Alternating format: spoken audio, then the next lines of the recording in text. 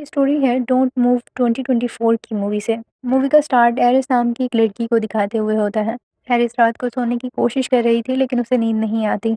फिर वो अपने बेटे का टॉय लेकर अपने घर से बहुत दूर एक पहाड़ पर चली जाती है। काफी देर तक वो बैठी इसी पहाड़ को देख रही थी। एरिस बहुत ज्यादा उदास थी। अब तक सुबह हो चुकी थी। हम एरिस को पहाड़ की चोटी पर खड़ा हुआ देखते हैं। देखने में लग रहा था कि बस वो सुसाइड करने ही वाली है। तभी वहाँ एक लड़का आता है जो इसे रोकने की कोशिश करता है। वो आइरिस को अपना नाम रिचर्ड बताता है। वो आइरिस से कहता है मैं तुम्हें रोकने का हक तो नहीं रखता लेकिन मैं फिर भी चाहूंगा कि तुम सुसाइड ना करो।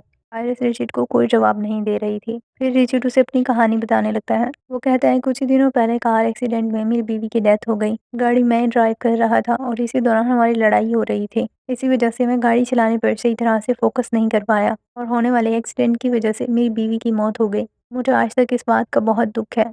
मैं आखिरी बार उससे माफ़ी मांगना चाहता था लेकिन ये सुनने के लिए मेरी बीवी अब इस दुनिया में नहीं रही। उसके मौत के बाद मैं बहुत टूट चुका हूँ लेकिन फिर भी देखो मैं नाउम्मीद नहीं हुआ। अपनी ज़िंदगी जी रहा हूँ। अब आइरिस अपनी कहानी बताने लगती है। वो कहती है कुछ ही टाइम पहले मैं अपनी फैमिली के साथ इन्हीं पहाड़ों की तरफ आई थी। मैं और मेरा हस्बैंड दरख्तों पर निशान लगाने में बिजी थे। इसी दौरान हमारा बेटा इस पहाड़ से नीचे गिर गया और उसकी मौत हो गई। हमारी इस लापरवाही की वजह से हमारे मासूम बच्चे की जान चली गई। यही दुख मुझे खाए जा रहा है और अब मैं ज़िंदा नहीं रहना चाहती। रिचर्ड उसे समझाते हैं कि ज़िंदगी ख़त्म नहीं हो गई। तुम्हें हिम्मत से काम लेना चाहिए। अगर अब भी तुम अपनी ज़िंदगी ख़त्म करना चाहती हो तो तुम्हारी मर्ज़ी। ये कहकर वो वहाँ से वापस आ जाता है। इसके बाद आइरिस भी वापस आ जाती है, यानी कि उसने अपना इरादा बदल लिया था। आइरिस को वापस आता देखकर रिचर्ड खुश हो गया था। अब दोनों अपनी-अपनी गाड़ी से अपने घरों की तरफ वापस जाने लगते हैं। आइरिस देखती है कि उसकी गाड़ी तो रिचर्ड की गाड़ी के बिल्कुल करीब ही पार्क की गई है। उसे हटाने के लिए जब वो गाड़ी के अंदर बैठने लगती है तो देखती है कि रिचर्ड हाथ में अम्ब्रेला लिए उसकी तरफ आ रहा है। वो रिचर्ड से कहती है मौसम तो बिल्कुल ठीक है, तुमने अम्ब्रेला क्यों पकड़ा है? लेकिन रिचर्ड इसे कोई जवाब नहीं देता। वो इसी अम्ब्रेला से आइरिस को शॉक दे देता है, जिसके लगने से आइरिस फौरन बेहोश हो जाती है। रिचर्ड इसके हाथ पांव बांधकर गाड़ी में बिठा देता है और वो इसे अपने साथ ही कहीं ले जा रहा था। रास्ते में ही आइरिस की आंख खुलती है। वो खुद को बंधा हुआ देखकर छुड़वाने की कोशिश करती है। इलेक्ट्रिक वॉच से मदद लेने की कोशिश करती है लेकिन रिचर्ड कहता है इसका कोई फ़ायदा नहीं क्योंकि यहाँ इसके सिग्नल नहीं आने वाले।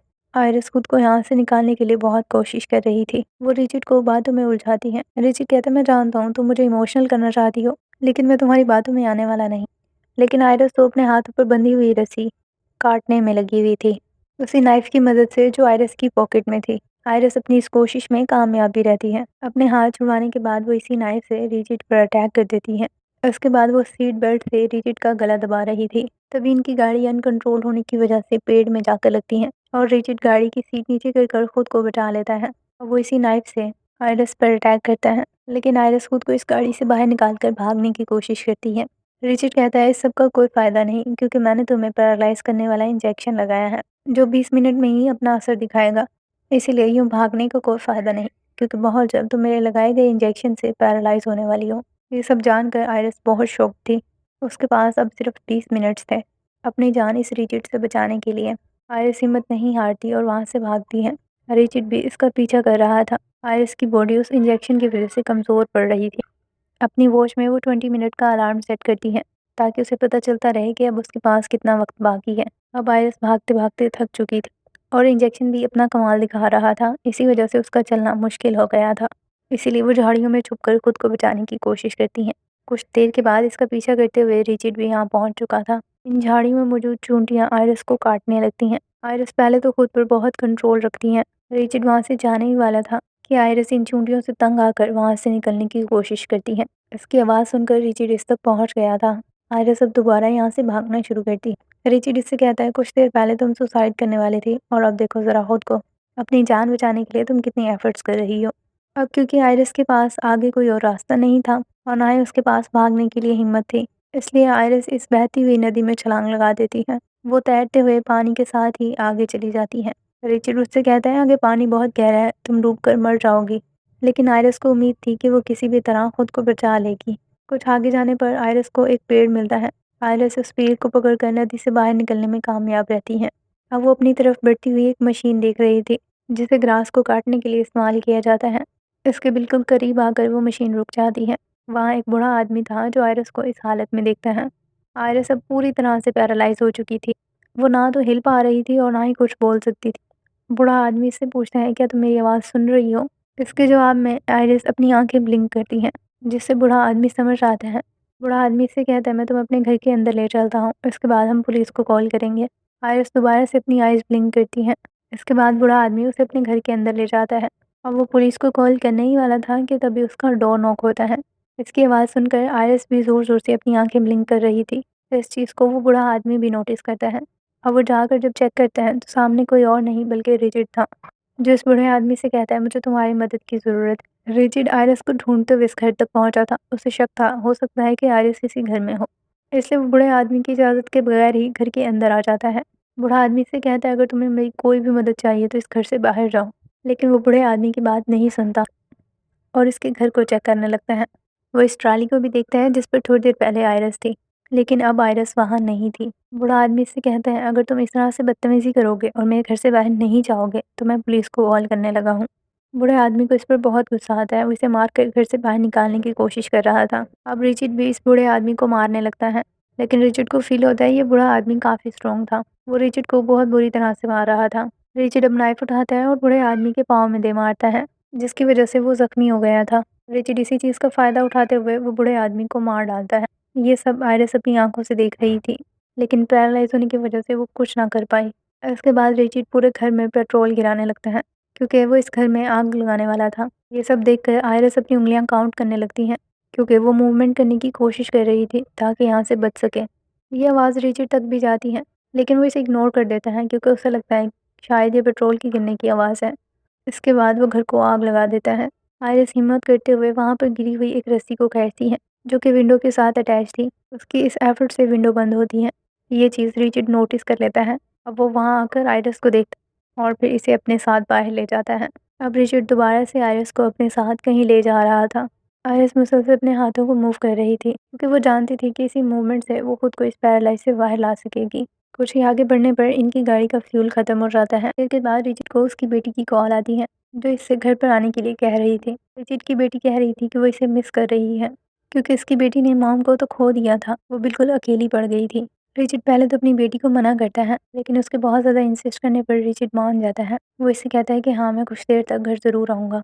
कुछ देर के बाद अब ये लोग फ्यूल स्टेशन पहुँचते हैं। गाड़ी में फ्यूल डलवाने के लिए रिचर्ड गाड़ी से बाहर जाता है। साथ मौजूद स्टोर से उसे कुछ चीज़ें भी बाय करनी थी, जिसके लिए वो स्टोर के अंदर चला जाता है। आइरिस यहाँ से निकलना तो चाहती थी, लेकिन वो अपने लिए कुछ कर नहीं पा रही थी।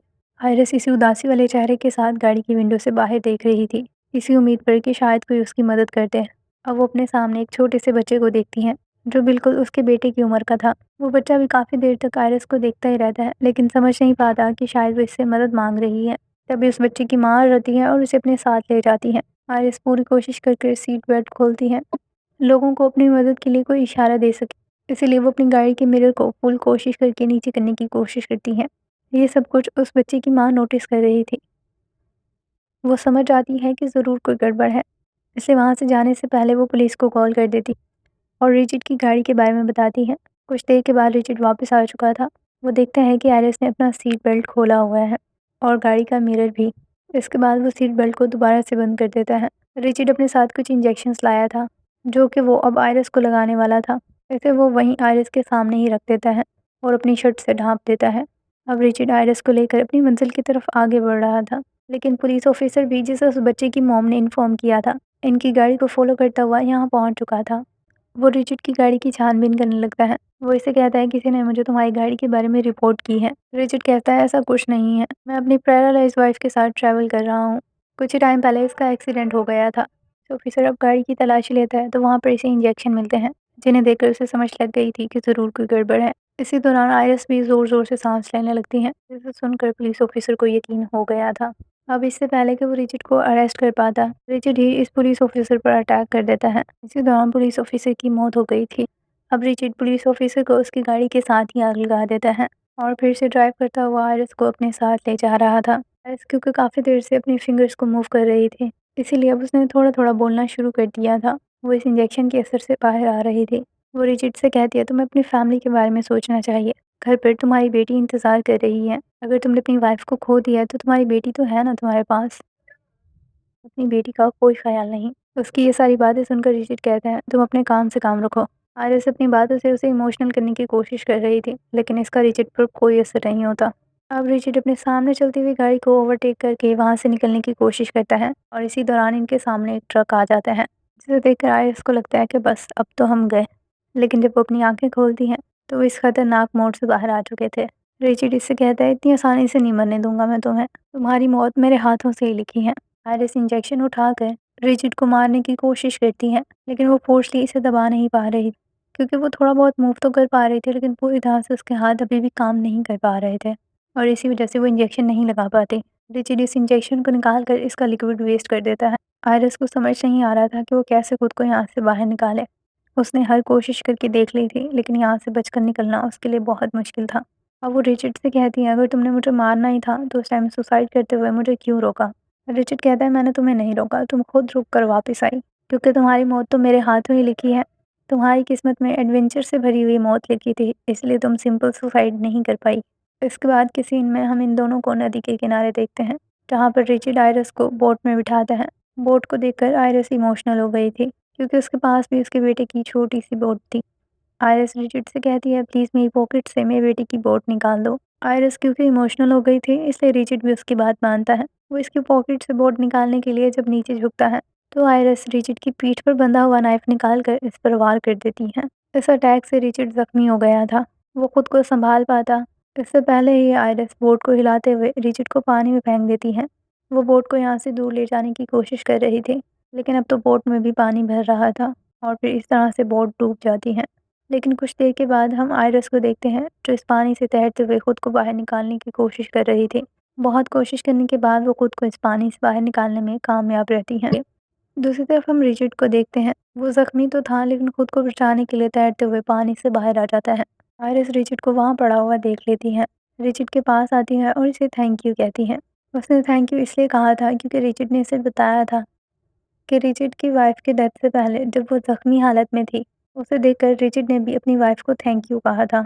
इसी तरह अब रिचर्ड को भी मरता हुआ देखकर आयरिस उसे थैंक यू कहती हैं और फिर वहाँ से चली जाती हैं। आयरिस ने खुद को बचाने के लिए बहुत स्ट्रगल किया था। पहले तो वो सुसाइड करने वाली थी, लेकिन इस स्ट्रगल के बाद वो जान गई थी कि उसकी इस ज़िंदगी की वैल्यू क्या है। बहुत ज़्यादा स्ट्रगल के बाद आयरिस ने खुद को रिचर्ड से बचा लिया था। यहीं इस मूवी की एंडिंग होती है। होप सो कि आपको डोंट मूव 2024 की ये स्टोरी अच्छी लगी होगी और फिर इसी के साथ ही गुड बाय।